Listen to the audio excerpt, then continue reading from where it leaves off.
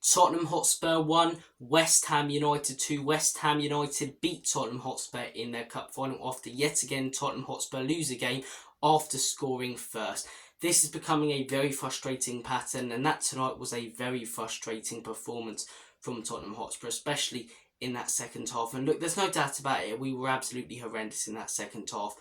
But we shouldn't have had to worry about the second half performance, because we should have been 3 or 4 up at half time. Yet again, just like the Aston Villa game, just like the Wolves game, we don't take some of the big chances we create. We were fantastic in that first half, especially in those first 20 minutes. It was liquid football, intricate stuff. We deserved the goal we got from the set piece. I mean, after all the great chances we created, the goal comes from the set piece, but we had some fantastic chances, some half chances, some great shots. We were all over West Ham in that first half, but I had a bad feeling, just like I did about the Villa game, when we didn't take those chances to West Ham, we're going to come out better in the second half. And they did. Were they outstanding? And, is it the best I've seen West Ham under Moyes? No, not by any means, but they were clinical in that second half. They came out, they caught us out on the break, but both goals are very preventable. Very, very preventable. The first one takes 2 deflections off 2 of our defenders. I mean, yes, it's a tad bit unlucky, but it shouldn't be happening in the first place that we get ourselves in that position. And the second goal is just horrendous from Udogie. I actually thought it was one of his better performances tonight, but it's such a poor pass back. Vicario, I'm not going to blame him too much. There's not a lot he can do. If he grabs completely hold of it, it's a pass back. And it was just really poor. Really, really poor second goal to concede. And the second half just felt very, very flat. Yes, we had probably more of the ball in the second half than we did in the first half, but the performance in that second half, it just felt really flat. We weren't really creating anything. The football wasn't intricate. We were giving away too easily. And West Ham, as I say, they woke up at half-time, smelt the coffee, just like Aston Villa did against us. They went in at half-time and said, we're lucky to be only 1-0 down. So came out in the second half. They were good in that second half. Their fans can celebrate this win, for years, as they will. It's really frustrating. It's really frustrating. It's becoming a pattern. And look, I understand we're at the beginning of a rebuild. I'm a massive advocate for Ange, and I think anyone who's really questioning Ange tonight, and anyone who's questioning his position as Tottenham Hotspur manager especially, is an absolute moron. But that is 1 point out of a possible 15 now. I know we've got injuries, but we're not Southampton. We're not, Luton Town.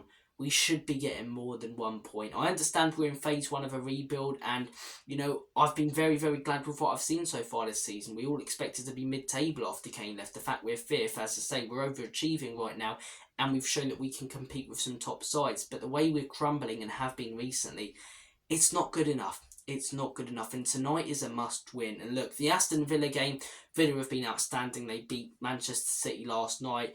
I can sort of understand that, and we played brilliantly for the whole 90 in that one. The Manchester City game, as I say, it's a good point in my opinion. Really good performance from Spurs.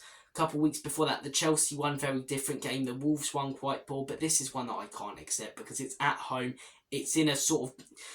It's not an out-and-out derby like the Arsenal or Chelsea one, but it is a derby because West Ham despise us, and that makes us want to beat them so much more. And to perform like that in the second half, it's just not good enough. It was not good enough. There were some good performances tonight. There really were. I thought Bissoum was much, much better tonight. Looked much more like he did in the first few games. But there were also some very, very poor ones. Dejan Kulusevski this season on form has been one of the best players in the Premier League, in my opinion. But tonight he weren't good enough. Some of the floaty balls he was putting in, especially the one in added time, very, very poor from Kulusevski tonight. Romero was good as well. But to be honest, apart from Romero and Bissouma, a lot of the players tonight were very bang average. A lot of them. Let's delve into player ratings. Going to start off with Vicario. I'm going to give Vicario a 6 tonight. I think he could have done... Yes, it's a pass back, but just, at the end of the day, even if it's a pass back and you've been put in danger, you probably should claim it for that second goal. I thought I've seen Vicario a lot better. I'm going to give him a 6 tonight. Destiny Udogie, I'm going to give... Look, first half he was probably about an 8 or 9, but second half, as I say, that mistake, I'm going to give him a 5. I'm going to give him a 5 because of that mistake. Harsh, but that mistake ends up costing us the game. So, look, it's a frustrating one with Udogie. I think the guy started the season brilliantly, but the last few weeks he's not been outstanding. Since he got that red against Chelsea and been outstanding. And yeah, good performance, but the mistake brings it down to a 5 in my opinion. Romero, I'm going to give an 8. I thought he was really solid. The first goal completely bounces off him, nothing he can do. Good header, I'm going to give him an 8. Ben Davies, I'm going to give Ben Davies I'm going to give him a 7. I don't think he was poor tonight, made any real mistakes. You know, the second goal comes from Udogie, as I say, and I think there were worse players on the field than Ben Davies. I'm going to give him a 7. Pedro Porro, been really impressed with Porro recently, not so much tonight. I'm going to give Porro a 6. I thought all his crosses were quite lacklustre. I know he gets the assist, as I say, for the corner for Romero, but apart from that, the amount of times he had a bit of space on that right-hand side and smashed it, you know, low against a West Ham player, I don't think he was brilliant tonight. I thought when he got the ball going forward, he could have done a lot more. Defensively, he did okay, but not brilliant from Porro tonight. I'm going to give him a 6. Bissouma, I'm going to give him an 8. I thought he was very solid tonight. Not much more he could have done better. As I say, other players let us down, not him. I'm going to give Wise Bissouma an 8. Giovanni Lo Celso, who started the game, I'm going to give a 6. Was nowhere near the level that he was against Aston Villa or Manchester City tonight, which is frustrating. But as I say, we still saw some good signs for him. I still think we should play him in the next game because he still offers some creativity, which is what we haven't been lacking, you know, under Ange Postecoglou at all in games. But if anything, it's probably more frustrating, you know, losing from winning positions and after you miss big chances than it is losing without giving it a go, because at least you expect it then. But look, I'm going to give him a Lo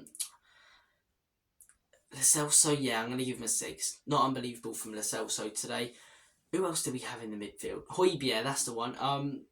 Yeah, poor tonight from Højbjerg. It was. I thought the substitution Ange Postecoglou made to bring him on against Man City was fantastic, and he was excellent in that second half. But tonight, Højbjerg was really poor. From the start, as I say, that missed kick early on, some of the misplaced passes, he was involved, but he gave it away far too many times for me and cost us far too many times. I'm going to give Pierre-Emile Højbjerg, yeah, I'm going to give him a 5. I'm going to give Pierre-Emile Højbjerg a 5. Front 3, Sonny, going to give a 6. Barely involved tonight. Not really his fault. He didn't get as much service. We had a couple of big chances, you know, in the game. That Richarlison one in the second half, but Son didn't necessarily have any real service. Maybe could have done a little bit better at times and got more involved. That's why I'm giving him a 6. But yeah, we'll back Sonny as a fan base, so I hope, which, you know, we didn't after some of the last few results because he is a quality player. Kulusevski, I'm going to give a 6. Not brilliant from him tonight. Excellent against Man City. Excellent most of the season. Quite poor tonight. And on the left wing, Brennan Johnson, I'm going to give a 6 as well. I don't think he was brilliant tonight. I thought he could have got more involved at times. I thought he'd have done better when he got the ball in dangerous positions at times. But at the end of the day, he didn't, which was quite frustrating. So Johnson, I'm going to give a 6. In terms of subs, Skip, look, I'm not calling out Ange or anything stupid like that or saying Ange out. I think anyone who really questions Ange's position as Spurs manager or his tactics is a bit of a moron, judging by how good this season's been and how many good, you know, games we've actually had. But I didn't quite understand bringing on Skip tonight, and I didn't quite understand bringing, you know, him on against Manchester City. It almost cost us in that game. And tonight he just offered nothing, just gave it away poorly. I just don't think the guy's that good of a player at all. I really don't. Brian Hill barely saw him, so 6, you know. Could have done a little bit better when he got the ball in a couple of good positions late on. And Pape Matar, so I'm going to give a 6 as well. Could have done a little bit better when he got the ball in dangerous positions. Not the best player ratings, but not the best night for Tottenham Hotspur. Big game on Sunday. We need to win that. We cannot let it be 6 games without a win. As I say, phase 1 of a rebuild, I think we've seen some fantastic signs this season, some fantastic football, being able to compete with the top sides. And yes, I get we've got injuries, some massive ones, Maddison, Van den Ven, which all the people who will love to call us Spursy tonight won't counter in. But we should be picking up more than 1 point. Look, hopefully we get 3 points against or more than 1 point. We've got nothing tonight, but hopefully we get some. I'm tired, guys. I'm not going to lie to you. Tired after that performance. Hopefully we can get all 3 against Newcastle. Lost 3-0 tonight, which means they'll beat us 2-1. But hopefully this pattern of, you know, scoring early, starting brilliantly, not taking our chances, and not being clinical enough, and the opposition being clinical doesn't carry on. And hopefully we pick up a massive 3 points on Sunday. But that's a hard one to take because it's West Ham, because they won't shut up about it. Well done, lads. Well done. You've won the We Beat Spurs trophy. Go and make yourselves another top about that. Oh, Tottenham get battered everywhere we go. European champions. You won the Mickey Mouse Cup, lads. The Mickey Mouse Cup. You've won 5 trophies in your history and you banter us about it. We've won 5 times the amount of trophies you have. And that's not counting in the World Cup you claim you won, because you've got so little apart from that.